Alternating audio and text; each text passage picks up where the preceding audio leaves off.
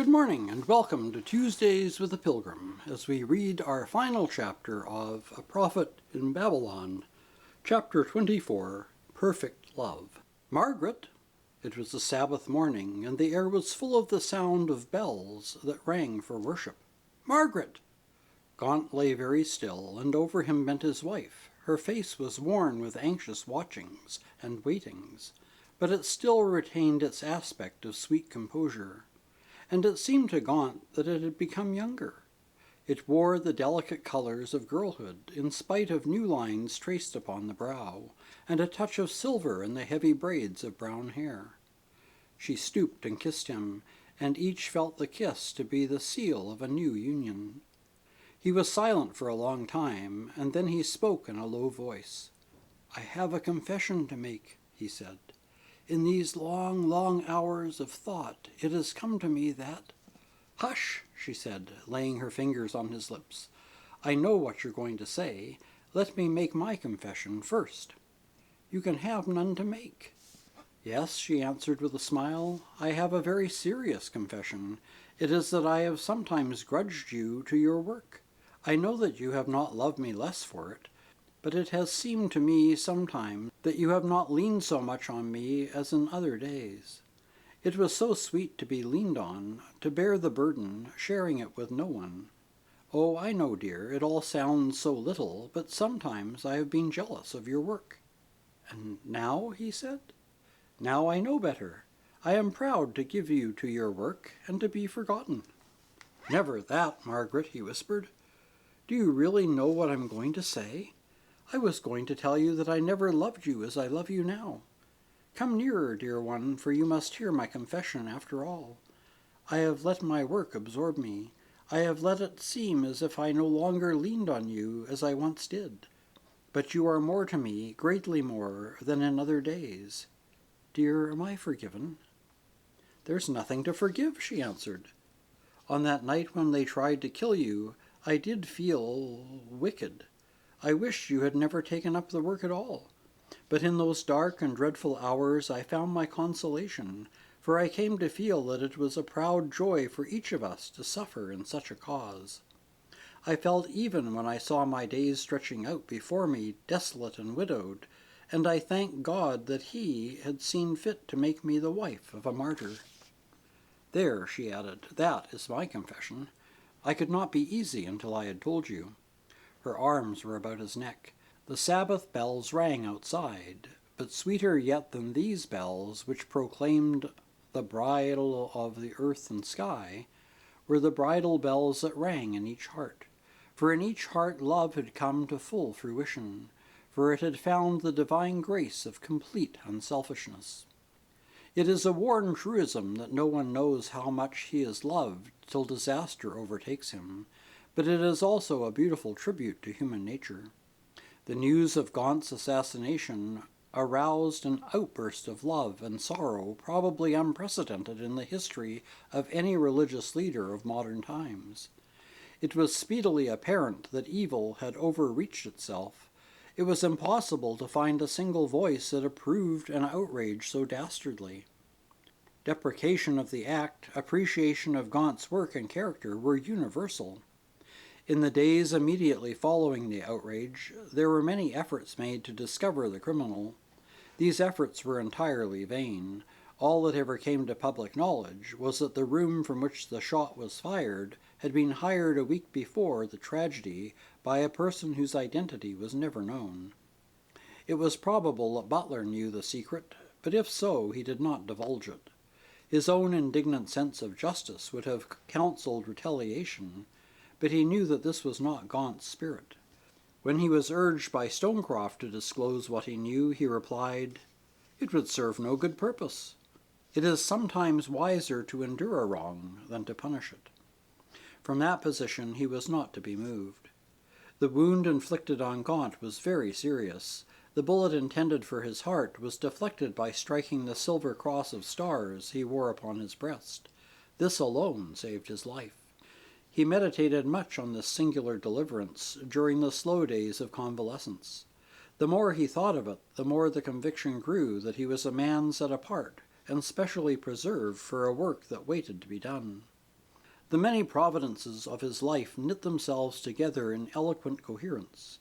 They culminated in this crowning intervention, and they begot in him a very humble but joyous sense of predetermined destiny. He saw the pathway of his life stretching onward, firm and clear. He would henceforth pursue it with unfluctuating zeal, conscious not alone of his own determining choice, but of a strong divine propulsion. Who could prophesy what that path would reveal? To what eminence of service would it lead him?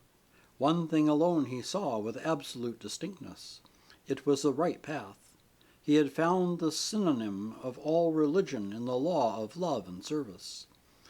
The church, corrupted by traditionalism, must go. It could not long resist the disintegration whose havoc was already so apparent. But its vital and imperishable elements would reunite. They would assume a nobler form, and this new church of the future would become the universal church of love and service. It would be broad enough to include the best elements of all religions. It would be the final synthesis of all that was good and beautiful in human life. His heart burned within him at the vision. He longed to be at work again, and this desire gave a new dynamic to his energies. Night and day he dreamed now of the new fields of toil that awaited him, and heard the future calling him. Every afternoon his friends visited him, cheering and humbling him, not alone by the tenderness of their solicitude, but by the tidings they bore of the love of the multitudes who prayed for his recovery. One day Palmer and Olivia Jordan remained after the other visitors had gone. "I have something to tell you," said Palmer in a low voice. "I think I can guess your secret," said Guant, with a smile. They knelt beside his bed, their hands clasped. "God bless you both," said Guant.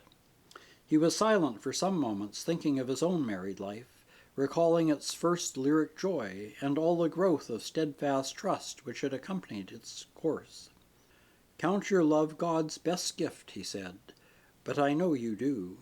You will be the better fitted to serve others in the degree that your own love is pure and deep." "That is what we both feel," said Olivia. Guant laid his hand tenderly upon the bowed head of the fair girl. Then he drew her towards him and kissed her brow. "Your wedding bells shall ring me back to life," he said gaily. Gaunt's recovery was slow, but at last there came a blessed day when the shining summit he had seen in his delirious dreams was reached. Leaning upon his wife's arm, attended by butler and Palmer, he passed out of the hospital, driving through a world of sunshine back to his house in Washington Square. His physician had urged him to go to the seaside or mountains for a few weeks, but he was eager for his own house, and yet more eager for his work.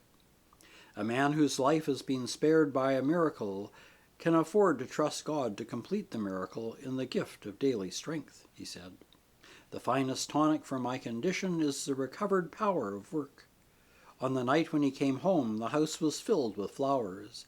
Among them was one emblem which at once attracted his attention. It was a large cross composed of red roses, with yellow roses interwoven in the upper section. A cross of stars in flowers. It was the gift of Dr. Jordan. He stood long before it.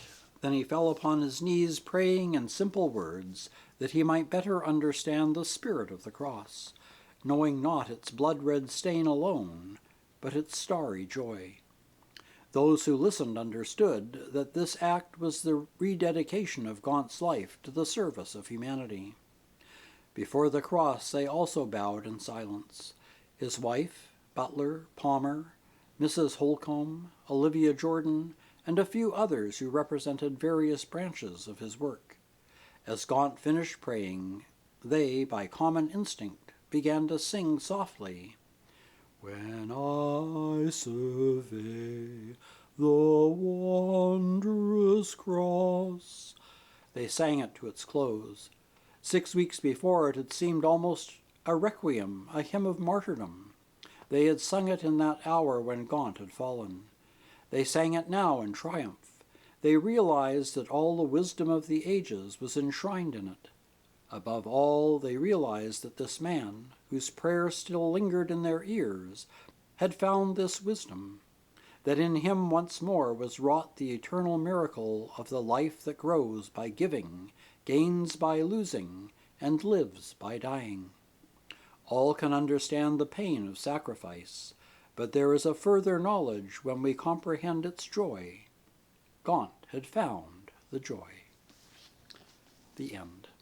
Well, thank you for taking this journey with me as we read A Prophet in Babylon by W.J. Dawson. This book was first published in 1907, and as you probably picked up along the way, there were certain elements of it that were true to the times. Next week, on Tuesdays with the Pilgrim, we're going to do something more seasonal because we are entering Advent. And so we will be reading a story that has to do with the Christmas season. Until then, take care, stay safe, and God bless.